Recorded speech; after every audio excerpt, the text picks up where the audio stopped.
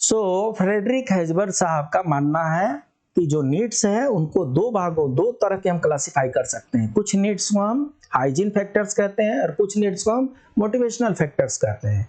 Hygiene factors वो needs हैं जिनको अगर आप सेटिस्फाई कीजिए तो उससे मोटिवेशन नहीं काम करता, they are not motivators.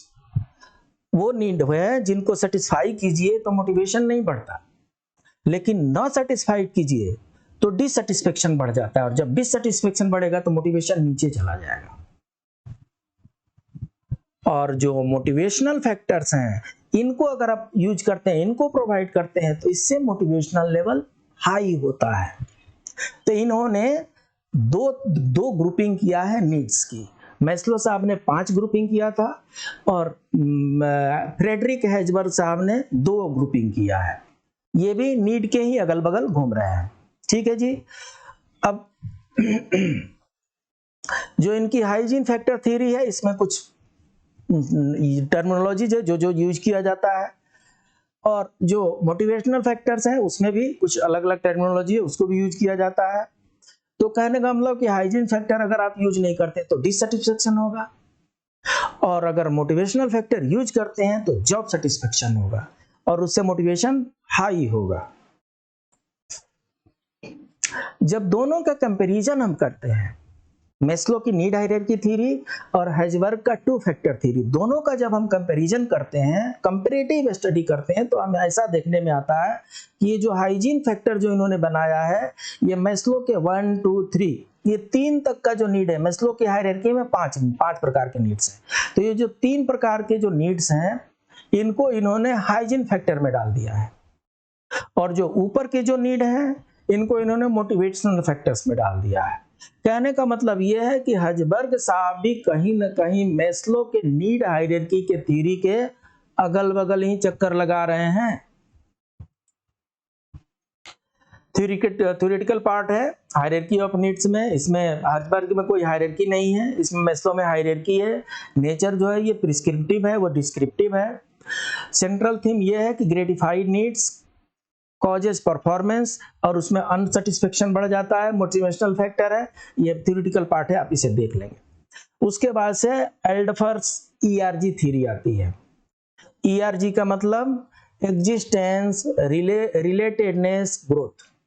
ERG का मतलब एग्जिस्टेंस, रिलेटेडनेस एंड ग्रोथ। सो एल्डफर्स आपका ईआरजी थ्योरी है। एल्डफर्स साहब का ईआरजी थ्योरी का क्या है, इन्होंने जो नीड्स हैं उनको 3 भागों में बांटा है। एग्जिस्टेंस जो है, existence refers to our concerned that basic material exist requirements that Maslow called physiological and safety needs. कहने का मतलब कि मैस्लो साहब ने जो फर्स्ट और सेकंड जो उनकी नीड थी, physiological need and social needs, उनको ईआरजी थ्योरी में एग्जिस्टेंस थ्योरी का नाम दिया गया। मतलब उनकी 2 फैक्टर को मिला करके एक एग्जिस्टेंस फैक्टर इन्होंने बनाया है। Relatedness refers to the desire we have for maintaining interpersonal relationships similar to Maslow's social love needs and external components of his esteem needs। कहने का मतलब कि तीसरे और चौथे जो मैस्लो साहब की जो नीड थी हायरार्की में, नीचे से तीसरे चौथे, टॉप में सबसे ऊपर 5वां है, तो नीचे से जो तीसरा और चौथा जो मैस्लो साहब की नीड हायरार्की में थ्योरी थी, उसको ईआरजी थ्योरी में रिलेटेडनेस से जोड़ा गया है, मतलब संबंध से हुआ। और जो मैस्लो साहब का जो 5th पॉइंट है सेल्फ एक्चुअलाइजेशन, उसको ईआरजी थ्योरी में ग्रोथ का नाम दिया गया है। Growth refers to an intrinsic desire for personal development and intrinsic component of Maslow's esteem need and self-actualization। कहने का मतलब कि जो मैस्लो का 4th पोर्शन है, 4th का टॉप पार्ट और 5th का पूरा पार्ट, इसको इन्होंने ग्रोथ में ले लिया है। ERG theory demonstrates that more than one need may be operative at the same time। इनका ये मानना है कि एक समय में कई नीड आपके एक साथ ऑपरेटिव हो सकते हैं, और उनको जरूरत है उनको पता करने की कि इनकी नीड क्या है, उसके अनुसार उसको मोटिवेट करना है। तो कहने का मतलब कि ईआरजी थ्योरी जो है ये भी मैस्लो साहब के नीड हायरार्की थ्योरी के इर्द गिर्द ही चक्कर लगा रहे हैं। ये ईआरजी थ्योरी को हमने यहां से इसे दिखाया है। ये मैस्लो की नीड हायरार्की थ्योरी है और ये ERG थ्योरी है एल्डफर्स की। तो फिजियोलॉजिकल और सेफ्टी जो है एग्जिस्टेंस में आ गया, एग्जिस्टेंस से E, रिलेटेडनेस से R और ग्रोथ से G, तो ये ERG थ्योरी हो गया। ठीक है जी, बिलोंगिंग से रिलेटेडनेस हो गया और सेल्फ एक्चुअलाइजेशन और स्टीम से ग्रोथ हो गया। तो ये दोनों का कंपैरेटिव स्टडी है। तो ERG थ्योरी भी मैस्लो साहब के नीड हायरार्की की थ्योरी का सिर्फ रिक्लासिफिकेशन है और कुछ भी नहीं है। अब आते हैं एक डगलस मैकग्रेगर साहब। डगलस मैकग्रेगर साहब का दिमाग थोड़ा दूसरे तरीके से चलता है। उनका ये मानना है कि इंडिविजुअल बिहेवियर जो होता है उसके दो मॉडल होते हैं। He examines individual behavior at work. From this, he formulated two models of management. उनका कहना है कि जो मनुष्य हैं वो दो तरह के होते हैं और चूंकि दो तरह के मनुष्य होते हैं इसलिए मोटिवेशनल फैक्टर भी दो तरह के होने चाहिए। मोटिवेशनल जो उनके मैटर्स हैं वो भी दो तरह के होने चाहिए। These theories are based on the human behavior in management. It concludes dual aspect of human being. मनुष्य के दोहरे स्वभाव के प्रति ये बताता है। दोहरा स्वभाव क्या है देखते हैं इसको। इनकी एक्स थ्योरी है। एक्स थ्योरी में ये कहते हैं that workers have little ambition, dislike work, avoid responsibility and require close supervision. उनका कहना है कि वर्कर जो होते हैं इनके पास कोई इच्छा शक्ति नहीं होती, ये वर्क पसंद ही नहीं करते, काम नहीं करना चाहते, काम चोर होते हैं, ये कोई रिस्पॉन्सिबिलिटी लेना ही नहीं चाहते और इसलिए इनको क्लोज सुपरविजन की जरूरत है। एक्स थ्योरी जो है एक निगेटिव थ्योरी के नाम से जानी जाती है। तो निगेटिव थ्योरी में क्या है कि इसमें जो डगलस मैकग्रेगर साहब का मानना है कि जो वर्कर होते हैं उनके पास कोई एम्बिशन नहीं होता, कोई इच्छाएं नहीं होती, वो काम को पसंद भी नहीं करते हैं, कोई रिस्पॉन्सिबिलिटी लेना ही नहीं चाहते हैं और इसलिए उनको क्लोज सुपरविजन की जरूरत है और जहां भी जरूरत पड़े उनको नेगेटिव मोटिवेशन लगाने की जरूरत है, मतलब पनिश करने की जरूरत है। वाई थ्योरी जो है उसकी इसके टोटली कंट्राडिक्टरी है। Y theory assumes that workers can exercise self direction, desire, responsibility and like to work.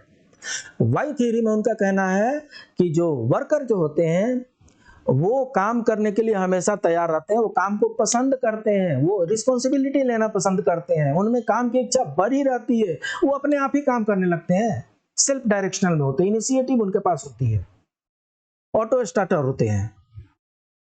तो उन्होंने दो तरह के लोगों की स्टडी किया है। इनके पास भी ये एंटरप्रेन्योर थे, एम्प्लॉयर थे और उन्होंने दो तरह के लोगों को स्टडी किया।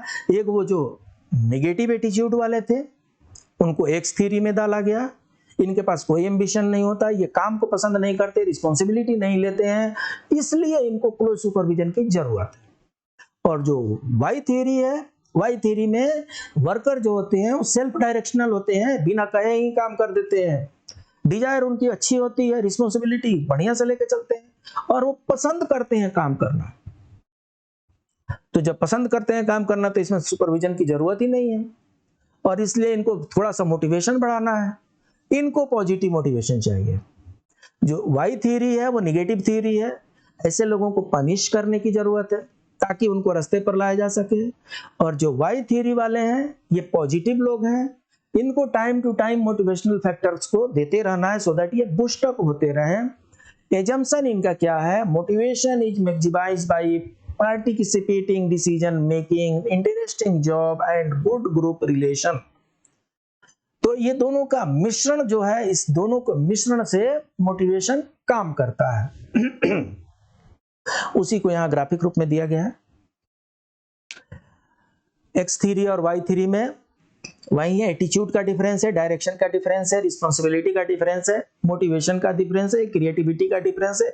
ये पांचों पॉइंट में निगेटिव जो होता है वो एक्स थ्योरी हो गया और पांचों में जो पॉजिटिव होते हैं, जिनको जो लोग काम पसंद करते हैं, अपने आप ही काम शुरू कर देते हैं, रिस्पॉन्सिबिलिटी लेते हैं, मोटिवेशनल फैक्टर उन पर काम करता है और क्रिएटिविटी उनके पास होती है। तो तो इनको मोटिवेट करने की जरूरत है, और जो नहीं ऐसे करते उनको पनिश करने की जरूरत है।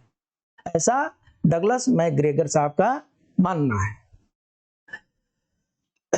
तो जब हम जो मोटिवेशन की थीरीज हैं, और भी मोटिवेशन की थीरीज हैं, मोटिवेशन की थीरी बहुत है, हम सबके पीछे नहीं चल सकते। ये जो है ये इंपॉर्टेंट थीरीज है, इसलिए इनको हमने ध्यान से देखा। तो motivation theory suggest many ways of keeping the employees motivated on that way to do. Although a manager is not required to learn all these motivational theories, having an idea of certain theories may be advantageous for day-to-day activities.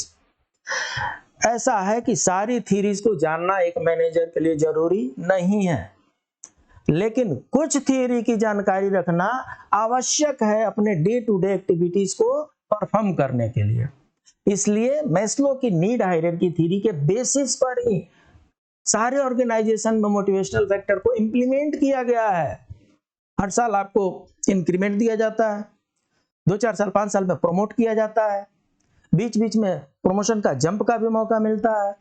तो ये सब चीजें जो हैं department में recognition का अलग अलग तरीका होता है। तो ये मिक्स करके और आपके मोटिवेशन लेवल को बूस्ट किया जाता है, हाई किया जाता है। तो इस तरीके से मोटिवेशन का ये बहुत बड़ा चैप्टर शॉर्ट में मैंने कंप्लीट किया, इसलिए कि इसके 2 चैप्टर्स ऑलरेडी हम प्रिंसिपल ऑफ मैनेजमेंट में बता चुके हैं। उम्मीद है इसके बाद से मोटिवेशन चैप्टर से कुछ भी आता है तो शायद आप छोड़ेंगे नहीं और बढ़िया से परफॉर्म करके आएंगे। फिर मिलते हैं अगले क्लास में, तब तक के लिए नमस्कार।